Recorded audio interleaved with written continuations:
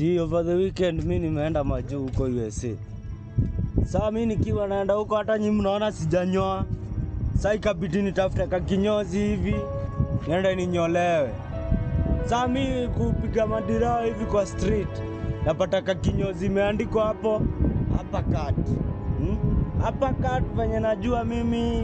Najua hapa cut unaweza katwa lakini hautaonekana kwa kichwa. Utakatwa labda ukate kwa chini. Si mimi nikaingia hiyo hapa kati juu mimi nilikuwa natafuta kinyozi na nataka kunyolewa hapa.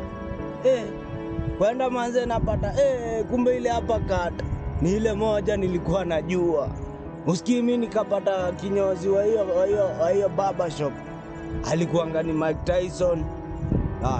Ungekubali ukato hiyo hapa kati. Mimi nikasema jo hata nyinyi mnaona sijakatwa juu. Lakini labda nilikatwa hiyo hapa kata. Hamjui.